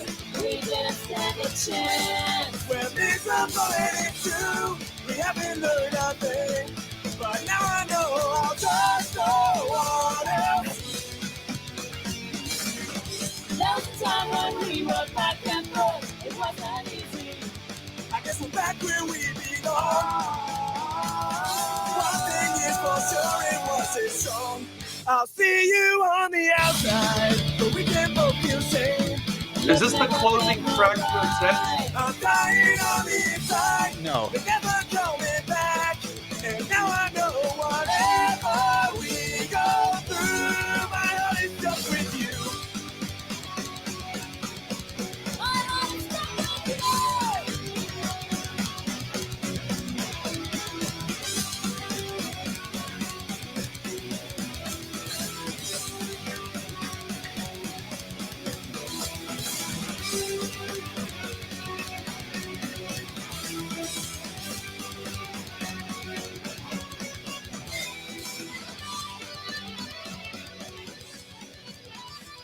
I mean, that went by pretty fast.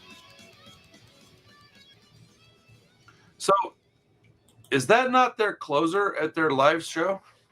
No, because it's got the guest vocalist. They tend to close with an older song, like a more from their more hardcore days. They would tend to close with that kind of stuff. That This feels is like their- a closer. It's their signature song, though. I would say it's their signature song. So every time That I've ever done is? it, every time I've ever done a No Use for a Name stream, everyone just comes in on the outside, on the outside. I remember on the outside. Really? That is, and I think cause there's a few reasons. One, it's like you said, it's got. So if you came to No Use for a Name because you're a Fat Records NoFX fan, that song definitely would appeal to you. Like as you were saying with the Really? with that drum section at the beginning, it's got all those Fat Records accoutrements. People really like the lyrics, and then the third element is you like the female vocalist, right? I do. Do you know who? Do you know who that was? No, I was. So it's connected to conversations we've had before. That is Karina Denicky. Do you know who Karina is? I've heard the name. I don't know why. So Karina was an original member of the original Dancehall Crashers. Like she would have kind of crossed over with Matt and Tim just a little bit. Now she's kind of employed as like a Fat Records hired gun these days. Like, if you ever see NOFX play now, and they have the girl who plays the keys that wears like the kind of funky like earrings and stuff. She looks like a Scooby-Doo character almost. Oh, okay, that's her. So that's her in that song. Now even if other bands are covering that song and she's in like at the festival, she'll go, and she's a classically trained like musician. Like, she's like an operatically trained musician who just does punk. She can hold those notes for like the entirety of that song and go. And it's such a crazy experience. I'm pretty sure I've seen her do that a couple times. Now that song, before anybody gets mad at me, it was good, dude. But that song, I don't think that song is anywhere near as good as Invincible or Best Regards. Mm-hmm. And I think that there's a good argument for what you're saying, but I think as far as circulation goes of like name association, that is their, as you said, it could be their closer. That is kind of their, yeah. It's kind of that and Soulmate, you know, that are their definitely had a good closer feel to me. I mean, I like the song. Let me not act like I didn't. I thought that was like an 8.5, 8.25, something like that. Just above 8 out of 10. Like, really, really a well-made song. I think on this album, he was more comfortable with singing, because there's a drastic improvement, in my opinion, in the vocals. Like, the longer he went, like, how was that the next album after Leche? Yeah. We've gone through this chronologically. So, bro, yeah, man, that was like, I don't know, man. It just sounded like he had gotten a little more comfortable and a little more confident. His vocals were just better. He was clearly opening his mouth more. And also, look, man, just because I didn't care for the production on the album beforehand, it doesn't mean it was actually all the producer's fault. Right. He also is going to grow and improve as a producer the more albums he makes. So in between their albums, he probably made 4 or 5 other albums too. So he probably grew as a producer. So everybody's improving.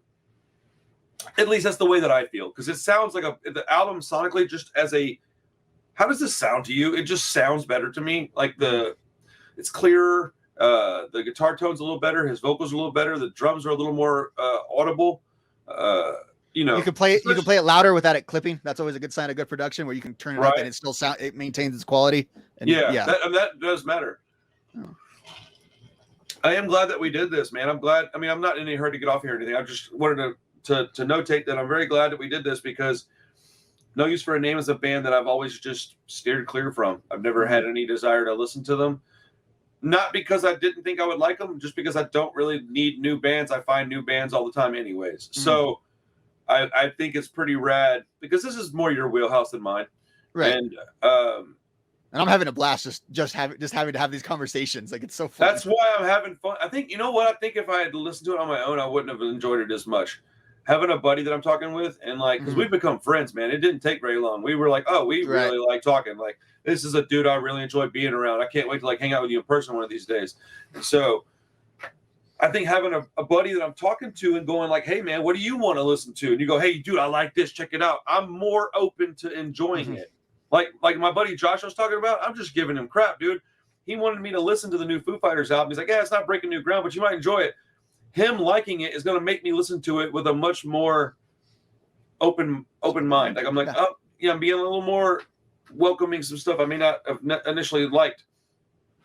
The only thing that happens with stuff like that, it happened on my other channel quite a bit, is I would get a band or an artist or something that people really were into, and it would make me excited, and then I would listen to it, and I would be like, man, I kind of like this, dude. And then on my own time, I would go back, revisit it, and be like, oh, no, I don't really like this. That's not the case with this band, because I like punk rock, so it's a little easier for me to just stay with it. But I will be honest about it, and I will say I'm probably only going to purchase Making Friends, but I think that's pretty rad that I went from not even caring about a band to wanting to buy an album. I think that's pretty significant. And I will say this, they have that old Fat Records pricing, so the reason why I have their whole discography is because it was very cheap too. That's also nice. Fat still does that, man. They're still a good label, man. People can say what they want about Fat Mike and NOFX and all the label. dude, for anybody that's on a budget trying to get into punk rock, man, that and Epitaph, they still do it right. And I mean, I would just go Hellcat personally, but they don't get stiffed by those guys too. Like if you're a band dealing with them, you're dealing with pros, and that's got to be comforting in the world. Also, music. Dude, yeah, dude, look at what Epitaph's becoming, man. They got some balls, dude. They've been signing like. Dude, they got Lil Lotus on Epitaph. I like Lil Lotus, but that does not seem like an Epitaph artist to me. They're just the indie now. Like yes, they still feature punk rock. They'll put out a Pennywise album, no problem. But they are just the indie now in music, like period. I would say, in a lot of ways, because they're still not a major label, so to speak. But in these days, they're not a major label. Still, you can still do what you want. It doesn't really matter these days. So like, if you're gonna be on a label, why would you not? I would rather be on, work with Brett than work with one of these other guys. No chance I'm picking a Sony or a Columbia if I can go rock out with Brett Duras, dude. Come I know, on, man. Like, not even a single song. Like, he's gonna be like, no, dude, do what you like. Here's what I think sounds better, but ultimately, do what you want. It's your music. If it fails, that's on you. And then that's exactly the kind of person I want to roll around with, because that's how I feel and behave in real life, anyways. 2023, so it doesn't matter as much. Real quick on this album, I should say, so Tony Sly was a guy of Celtic heritage who just happened to not live in Boston. Had he have lived in Boston and not Southern California, he might have been in the Dropkick Murphys, because he actually covered a lot of their same songs. That's exactly what I noticed that. Feels about he just like, I think culturally he kind of identified with that kind of stuff. My last name is Patty, and my mom's maiden name was Flanagan. And so like if I'm not Irish, then I'm definitely not German. So yeah, and Tony was a SoCal skate guy. Like that very much was his identity as well. So he wasn't an East Coast, Bostonia, but pretty much he could have fit in, I think, with the Dropkick crew. Yeah, 100%, dude. Man, we still got a couple minutes, dude. Break out a song off the next album. What do you want to hear? So let's go with "Not Your Savior" off of More Betterness, which is my personal favorite song by them. Dude, I'm so glad I asked you to do this then. "Not Your Savior," right? Yeah, so More Betterness is my personal favorite album by them. I listen to it all the time. It's one of those I don't got to be in the mood for. I put it in. It's a little a bit of a downer of an album. It's kind of I don't mind that. Good Lord, 4 minutes, bro. Songs. Yeah, I just complimented their song times, and I'm over here listening to a 4-minute song. Good grief. Okay, yeah, it's they all cover right. Inagata Devita. We'll do that next. No, we won't. Hold on. Let me hold on. Oh man.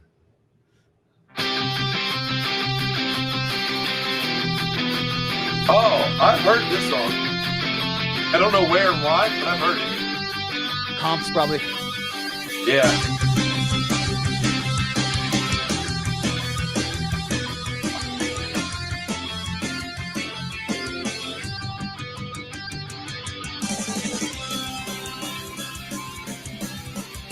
Unlucky 17, already headed back for the future. Grammar obsessed, taught how to dress, and shown how to think. And I don't have a job, but I can show you how to be a slave. So many days wasted and graced. Sometimes I laugh out loud as I think about you asking me, please can you help? Better vocals even now. I'm not your savior. I'm not who you want me to be. A cowardly mistake I made so many times before. Refusing to break. Cut my losses, that's it for you. Like a good boy, I'll pretend. And promise not to do it again.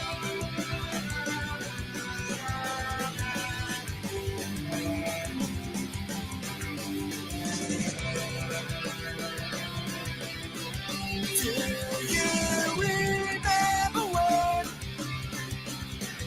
life was so simple and permanent? Everyone's changed, everyone's cool, everyone sucks, but I can't seem to complain. exciting, and you're just not there. You're getting scared. I'm not your savior. Never thought I was anyway. I'm a boy with empty promises that backs out late.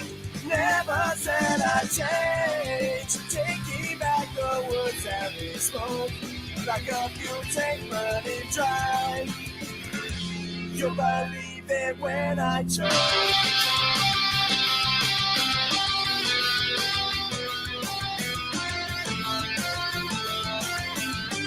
You'll believe it when I choke.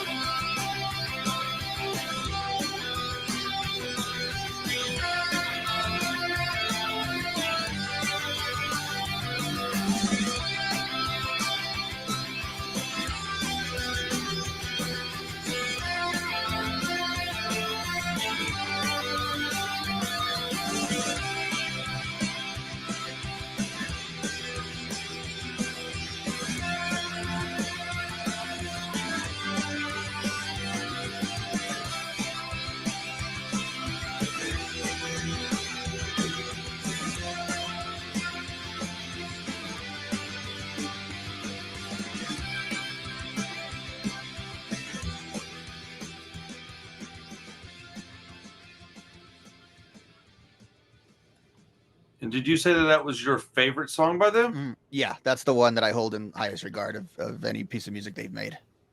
So, first and foremost, I almost regret listening to their music chronologically because I almost stopped listening to it at the first album because I did not like his vocals. He got better, like very much so. Like I almost feel like a dumbass for even talking about it the way I did, except that I was being honest. You know, I didn't want to, but I like the lyrics, but I don't like the song as much. Okay, do I or do I not like the song? Yes, I do. Mm-hmm. Now, how much do I like it? I don't have it up close to the other ones I really like, but it is a very, very good song. It's a little too heavy for me to listen to very regularly. Like I'm just not trying to hear that song very much, man. That one. You're right. That's a heavier. They're going in a different direction with that, but I don't know. I have to simmer on it a little bit, man. I don't know. I like the song a lot, but it's a deep album overall. It's a pretty like say even the cover is just like blue and like dark yellow. Like it's kind of there's a sort of melancholy. Like we're talking about that heartfelt punk playlist. Like if you were to say what album goes on that in their discography, it's this album. I just looked it up. Tony was 29 whenever this album came out, so got a little bit older than the Making Friends and Leche. So now lyrically the focus has shifted between my peer who has these problems versus I'm kind of like growing out of that life a little bit, but you're still there. And like that's this song of Not Your Savior is kind of like, yeah, I might be this cool Warped Tour like punk rock dude, but I really don't have my shit together. And it's I don't. What does he say? I don't have a job, but I can show you how to be a slot. Like this whole album is kind of that Big Brother album, like I was telling you about earlier. And I really think it was something that Tony really knew how to reflect on really well, or knew how to communicate lyrically really well. I think musically, Making Friends is probably the better album as far as music that I kind of like, as far as my taste. But I think all these lyrics fit really well onto these songs and where they were musically. So that's why I hold it in such high regard. I think what you're saying too about the heaviness of them, it's one though you have to listen to then a lot of times to have it as part of just a regular song. So you know what that's like, where you can kind of jump in, where there's like some kind of deeper songs that you will want to like, you kind of want to make time to listen to versus while you're just driving or running or that's something. not a playlist song to me. That's a situational song. Very much so. And that this album as a whole very much has that vibe to it. Well, I mean, overall, I'm glad that we're doing a conversation on the band. I think that they do deserve respect from myself or anybody else. It doesn't matter who. I think that they deserve the respect because they put the time in and they clearly knew what they were doing. I mean, not everybody gets signed to Fat Records. There's 1,000 bands that got told no that were probably almost just as good, Mm-hmm. And so there was something there that got them signed. And I think that tells people a lot. And in hindsight, we all know how important those two labels, Fat and Epitaph, were just to punk rock in general, man. I mean, I'm not trying to say anything profound here or something we don't already know, we already know this. It's a shame that back in the day when they were in their heyday, they were getting so much hate because they did, man. The normies liked those labels, but the punk rock community didn't. And I think that that's ridiculous. I did, and I was very much in the punk rock community, but I was of a small percentage of people that felt that way.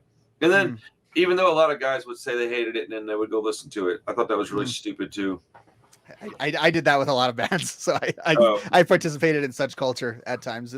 I know a lot about stuff that I always claim to not like, and it's like, well, there's a reason for that because you're given into like the social pressures of those kind of things when you really just shouldn't. Just like what you like and don't like what you don't like. I'm trying to think if there's a band. I mean, Rancid was always the one for me. There was a point in time when they weren't real popular, and I was always going to ride that wave, man. That's my guys. But I always liked the One Man Army, the U.S. Bombs. Like I was more of a rock and roll punk rocker for like a good 5 or 6 years. Bouncing Souls and stuff like that. And those bands weren't looked at as nearly as like they were like, oh, we're gonna go see Anti-Flag. And I always revert back to these three bands: Anti-Flag, The Casualties, and The Unseen, because when I was younger, those were the three like street punk bands everybody liked. Some of the other ones were from the UK. They just didn't come over here as much. But like Oxymoron, as an example, they would have been huge over here. Man, I've been the older I get now, the more I'm listening to like Oi. Just as an art form of just really just being into it. Yeah, I love the lyrics, man. I like the style of music, bro. That CMI record is. If Rancid hadn't dropped a record this year, that would be my record of the year. It's always kind of old man music I've come to reflect on, and I've noticed. Yes. No. I was talking to the dude from. Yeah. Did you watch my video with the guy from The Stress? No, I haven't got to it yet. If you get a chance, it's just all us talking. You can just listen to it. But we were talking about that. How as we get older, the more we fall into that. That's what we're doing, man. We get older, we fall into that. We like Oi music more because it's about working more. It's about family. Like punk music's about anger and changing shit. And then you get to where you figure out, I can't change things anymore. Now I have responsibilities. You start to go into the Oi section. I'm just not going to change my clothing because of it. I'm just going to wear what I wear. And I'm going to that show on the 30th. I'm a little nervous, dude. It's nothing but skinhead bands, and they're all good bands. And two of the bands, I'm like friends with everybody in the band, so I'm not really concerned, I guess. Yeah. But like CMI is gonna be wild, dude. I'm taking my chest cam, my GoPro with the strap, and I'm taking my phone, and I'm gonna try to film the whole thing and get photos, bro. It's gonna be dope, dude. That's gonna be good. And now that we're moving and we got more space, if you ever come to Houston, bro, you got a place to hang out and stay, man. I mean, you could have stayed here anyways, but we don't have a lot of room. But we'll have a lot more space in our new place. Free time incoming, also. So that'll kind of. Yeah. What? So when are you moving in? What are you staying in the same city? Yeah. I'm moving on the 1st of the month. So. On the 1st of the month. That's exactly what I was thinking when I said that. Rarely does a 1st of the month happen at this house, but that doesn't get played at some point. That's awesome. Yeah. So we could probably shoot for same time next week if you want to do a part 2 to this, just to close this loop. Yeah, I wanna do. Let's also talk a little Strung Out. Okay. Because I don't think I have 90 more minutes of No Use for a Name in me. Like I just don't know that I have enough to say about it. I'll listen to what should I listen to at this point? I guess I'll go with that album, More Betterness. Yeah, I'll listen to that a couple more times. And by Strung Out, I mean we'll just touch on it at the end of the episode. We'll do like an hour and then 30 minutes on Strung Out, and then that can maybe lead into another. Yeah, I don't think I could do a full one on Strung Out. Like it's where I'm taking the lead like this. You know what I mean? With no research. You know what I mean? Yeah. Yeah, we can just talk about the band. We have a week to listen, and then we'll just talk about it. And then people in the comments can tell us like what they want us to talk about in here, because that's ultimately this is a very organic thing. So yeah, I mean I think we can do a part 2 with. I would say in the meantime, check out Tony Sly's solo acoustic stuff, which is mostly no. I don't like his acoustic stuff. Yeah, if you tried it, okay. Yeah, because for a long time I was the acoustic punk guy. I love that stuff. I still do. But like Chuck Reagan's my guy. That's who I go to, and I like the. Well, I can't remember what her name used to be. The singer for Against Me's solo stuff. You know what? I'll go check out Tony Sly's stuff. Okay, and it's been a while. It's mostly no use songs. and just done in acoustic form. And I then, just didn't like his vocals back then. Maybe I like them better now, so I'm gonna give it another try. I would just say just go on shuffle. That way you can get context with the later era stuff and just see how that kind of, because that stuff does fit into the catalog, but just kind of not as cleanly. So I would just kind of just do a broad overview. Like listen to this album, listen to More Betterness. I think a couple of times maybe. Because I'll get at least one. I'll get at least one listen today. Yeah, and then just kind of take a sampling and that'd probably be the best way to go. We'll talk a little more bio and stuff in the next episode too. Okay, I mean I still got a few minutes. I'm not in a hurry to rush off of here. I have something I want to show you too. Next week we'll do excuse me. No use. So anybody still watching, we're gonna go ahead and cap off the no use talk, and then we'll just kind of talk a little bit, like let's just talk about some strung out songs we like, and then strung out appreciation kind of. We'll go with that, and then I'll listen to some stuff and see if I can find any cool stuff, cool bullet points to touch on, and you guys let us know what you want us to check out about strung out, because we can always do a whole episode later where we both do some research. Give us a couple weeks, we can do something in the meantime, and then while we're doing like another like NOFX thing or something we already know, we could be doing research on strung out. So I mean this is my favorite thing in the whole world, dude. I love doing this, so I'm having a great time, man. But I would definitely do a part 2 to this, because I can tell you're excited about it, and that's all that matters to me, is that we're having a good time. So no, dude, I mean I wasn't even thinking part 2, and you're like, hey, I was like, shit, let's do it. I don't care. Okay. Why would I say no to that? That's stupid. Like that's so dumb. So anybody that's still hanging around, you get a sneak peek to a video I'm fixing to make. Dude, check this out, bro. Do these look weird to you? No. Well, yes. That packaging is like a Rhino Records, or what the hell is that? First off, have you ever seen Life Won't Wait not in a digipack? No. Me neither. No, in a crystal case like that? No. Yeah. Check this out. Bro, I found this dude on eBay. He had all of these, and I bought every one that he had because I'm an idiot and I spend way too much money on this stuff. All right, hold on. Let me package this up real quick so I can show you. Because when I saw it and I saw that it had everything that it had, I was like, I have to have these. But I'm making a whole video on these things just because it's so rad to me. I got to get new jewel cases because these came all the way from Asia. Now you know what I'm talking about?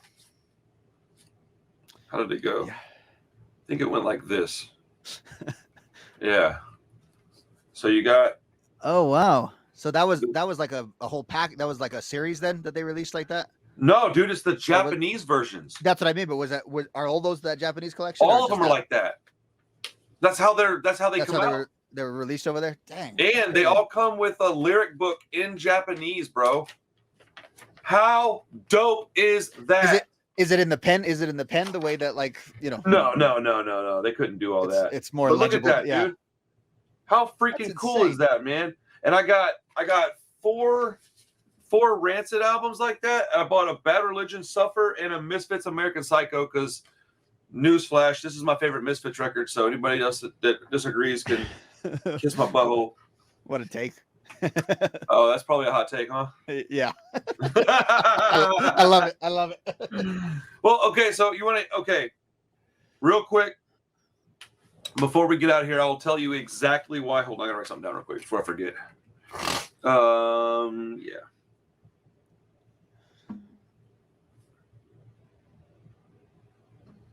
Okay, so when I was a kid, I've never had really good hearing.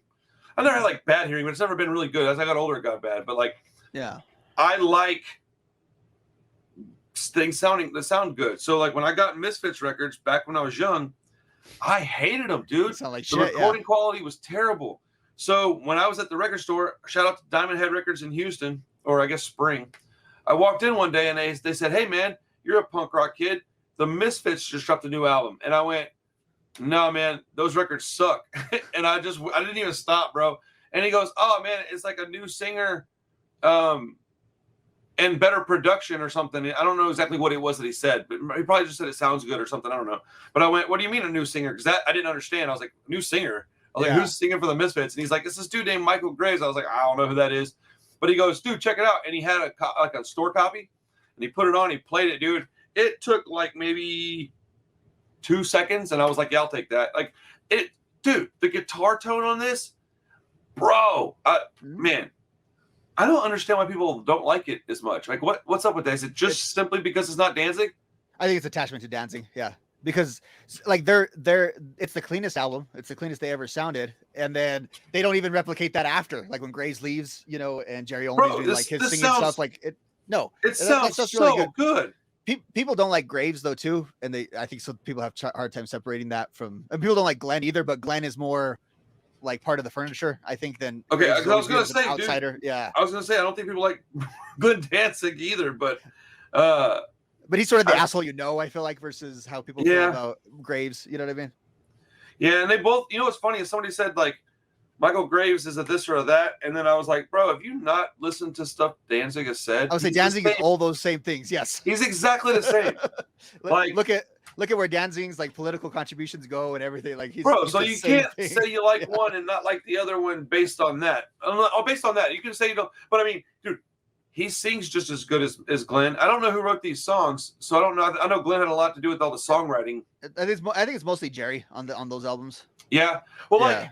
Dude, Don't Open Till Doomsday. Like, that's got to be like one of their best songs. What was their one? They have one about it might not even be on this album actually. It's the one about is it Helena? Yeah, that's on the one with Monsters? Saturday Night. Yeah, I think so. That song is one of my favorites of all time of theirs. But get those two albums mixed up on of the devil. On what's on what. Let's go. You know what I mean? Like I get those albums confused on what's what. Yeah, no, those two albums I think are just like a 2-pack. Yeah, and I love Saturday Night. I love how you can trick people thinking they're listening to a sweet 50s love song, but it's actually about murdering your girlfriend in the backseat. Yes, dude, it's so good. But yeah, look at this, dude. It's a Japanese rental CD. Look at that. So what does that mean? CD. Like, do you like return it after you? I guess so, bro. Like, you remember like VHSs and DVDs, how we would rent them? Like, did they have that with CDs? Dude, they had to have because two of them have these little numbers on them. Yeah, so you had to. It was like a card catalog. You had to. I guess so, man. And they're like, you know, they're not like beat up, but they're clearly been played a little bit. They got like very, very much tiny little surface scuffs. I had to have these, bro. This is such a cool little thing to add to my collection. Like, yeah, man. I'm gonna try to get more stuff like this. I've got the Rancid. Where's it at? Oh, come on, thing. Where did I put it? Oh, it's right in front of me. I'm tripping. I got the Rancid Japanese. With the extra song, right? Yeah, with the extra song. And I managed to get one of those gold cassettes, bro. One of 100 made. I was, nice. Dude, that ain't ever going. That's sitting in that box, ain't going nowhere, bro. That thing is. Is that why you're moving? Because you lost your house because you had to spend all that money? Right. Dude, I got like 4 copies on pink vinyl coming, dude. Like, bro. Bro.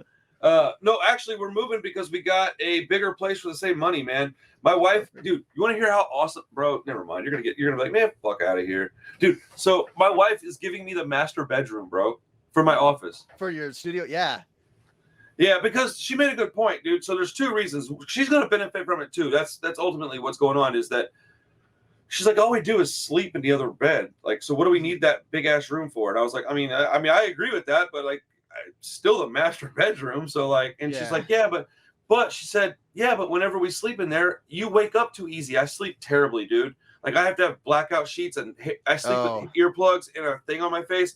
I wake up at the drop of a dime, dude. And so she says, yeah, oh, it's the worst, man. And then I can't go back to sleep. Oh, it sucks. She goes, for like 2.5 years, I haven't been able to use our bathroom in the morning. And I was like, okay. She's like, well, if it's in the office, then I get to get up and go out of our room, and I can have some time to myself in a bathroom. It's the big bathroom. I got a shower, a tub, and, you know, I got my own sink. And I was like, oh, yeah, you can spend like, because she hates using the kids' bathroom. And why wouldn't she? It's the kids' bathroom. So there is a pretty large benefit to her every morning having to spend an hour or 2 in the kids' bathroom. Now she can spend it in the one that's hers. So it makes sense. It makes sense. But, bro, it's really working out for you. Bro, I was like, let's go. So yeah, man, it's gonna be pretty awesome, dude. I'm gonna try to document at least the majority of the movies. We got a lot of shit in this house, so it's gonna be. I likely won't film it. I want to, but man, it's gonna be so much work to film all that. Like, because I'm gonna have to be like filming it, and then I have to go and then you actually have to do it. Yeah, then you're actually gonna be doing it too. Like, yeah, you're not just a documentary crew watching someone else move. Right. You know what I am doing though is that I'm gonna pack everything, and I'm paying somebody to move this stuff. I ain't picking this shit up, bro. Ain't happening. Like, it just Ain't happening. But yeah, man, my son's gonna get my desk and my daughter's getting my wife's desk because they're both really nice, but they need a desk and I would like a kind of a new one, and so did my wife. So I want to get one that's got wheels because I have a setup in my head that I can scoot my desk over and have a little 3-person theater because I already have the makeup of it. So I just need to get. It's gonna be dope, bro. This is gonna be a cool spot. I will absolutely be able to do a room video finally. I have been. 3 years I've been doing this channel, or YouTube, and people have been asking me for 3 years to do a studio tour, but this room is so small I never wanted to do it because it's hard to keep clean. So we'll see how it goes though. What are your plans for the rest of the week? Up in the air still. Yeah. Are you going to any shows right now? It's summertime. You got anything going on out where you're at? No, I don't really got. There's not much popping around here. There's some ska bands coming. I think both the Toasters and the Slackers are coming. I just don't know if I'll have time to go see the Slackers. There's no way I would miss that, bro. I love the Slackers. The Toasters, I'm like, they're good, but I like the Slackers. I love the Slackers, bro. Yeah, we're a little dry this summer. In general, it feels like even the stuff we're getting is like advertised for like October and like November and stuff. I was gonna say we're getting full advertisements already. Like we're not light, but we're not heavy. Like the bands that I'm gonna go see that I'm excited about aren't bands that are like. They weren't Epitaph bands. I'm still seeing like smaller bands that are coming through. So they're coming through still. There's a band that just dropped. It's called. I don't know how you feel about hardcore. Do you listen to any hardcore at all? Not a ton, because I always say like if I want to listen to that, I'll just listen to metal. But I mean, I do enjoy it. But oh man, I can't do metal. Let's see. I'm trying to find. So you like metal, huh? I not in a hardcore way. I just like metal. Like I always say, I like pop metal. But I don't need that sound necessarily. Like when I say with hardcore, like I would rather listen to punk. I like stuff that's more hardcore influenced than actual hardcore. Okay, I mean that's cool though. I mean there's nothing wrong with that. It's called Bad Blood. It's called Bad Blood. They dropped a 5-song EP, and it's the singer of Terror and a bunch of other guys from another band. Bro, this little EP is amazing, dude, and it's called The Bad Kinds Decide, or The Bad Kind Decides. Excuse me, bro. It's only 11 minutes. If you get a chance to check it out, I'm gonna send you a link to it. Send it my way. You should just. It's 11 minutes. This will get you outside riding your bike or lifting some weights, bro. I promise. You want to exercise? Listen to this. I need motivation, so I need it, bro. Dude, that's how I feel about CMI. I listen to their record and it makes me want to not be a pussy and not be a coward. Also, it makes me want to not be a liar. Like, shout out to CMI for making me want to be a grown ass man. What a concept. Bro, listen to his stuff, dude, and you're like, ooh, I don't want to piss these guys off. Like, because their whole thing is like he's mad. Like, not their whole thing, but like a couple of their songs. Like, dude, listen to this. I gotta hold on, bro. You know what? Fuck it, dude. I'm gonna play this song for you. You got a second? Yeah. All right. I can't wait for you to hear this, dude.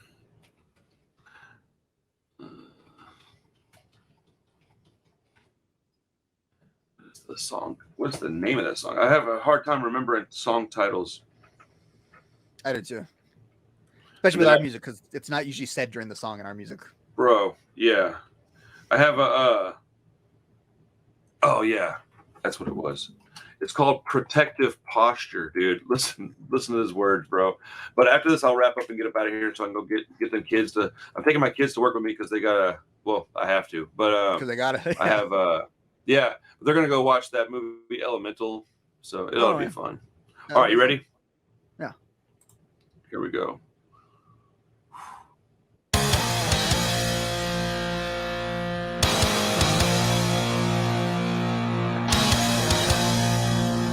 AC/DC, Rose Very rock. Yeah.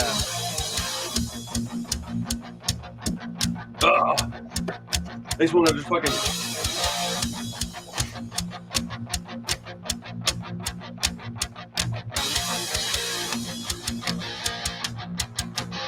Yeah, it has a very rock and roll.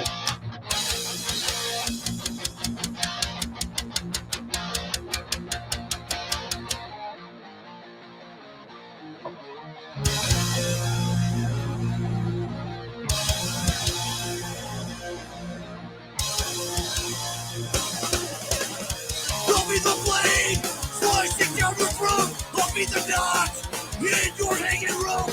I'll be the steel toe, kicking in your ribs. I'll be the last one you'll ever gonna fuck with. So how does it feel to be so small? How does it feel when your word means nothing at all? The true face of a coward. The true face of a coward. In the back of his head. The true face of a coward. The true face of a coward. In the back of his head. Dude, right here. Woo! Every time you speak, it's never useful. You spend your life on the fence, you're always neutral. Weak-hearted, shapeshifter. Nowhere all the time, a natural born quitter. Can't hack it, bullshitter. The last to show up, the first to surrender. You stand for nothing. You It's like won't 80. stand in the way Bro. of making progress or anything resembling a change. Sit on your hands, face away. Put your nose in the corner and start running away. You don't run shit, you only run back.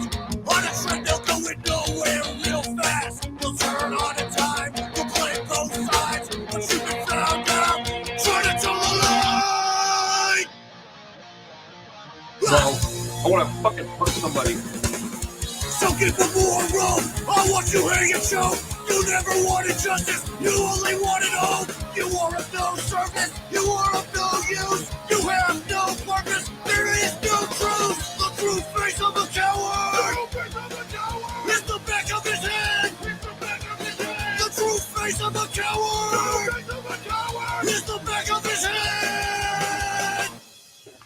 Fuck, dude. That might be my song of the summer, bro. I like how charismatic like the lyrics are. Like you could sing Man. every word. You could sing every word at a show and it'd be clear as day, but it's still like a badass song. It's a nice merge Yes. they do. Dude, I love the way he decided to do his vocals. I even talked to him yesterday. I said, bro, the fact that you made it where I can hear what you're saying is such a Yeah, blessing. Because it's not Cookie Monster. You don't need the lyric sheet. You could just hear it and it's there.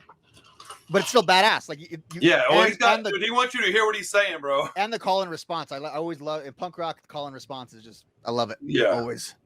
Yeah, those lyrics are, dude. I was like, man, who the hell did you write that about, bro? I was like, I don't want to be that guy. Like, Yeah. geez Yeah, he Louise. believes what he's saying. You could tell when a singer believes what they're saying, and he believes it. Yeah, no. And he's like he's a military, pretty athletic fella too. So like the treadmill line, I was like, oh, I get it now. Like So after talking to him, and He's a hardcore dude. He's like Yeah. how hardcore dudes are. Yeah, they're in shape. and all that. yeah. All those dudes like to work out. Yeah. I'm a dad bod hardcore guy. Same. I will say though, like I genuinely enjoy riding bicycles.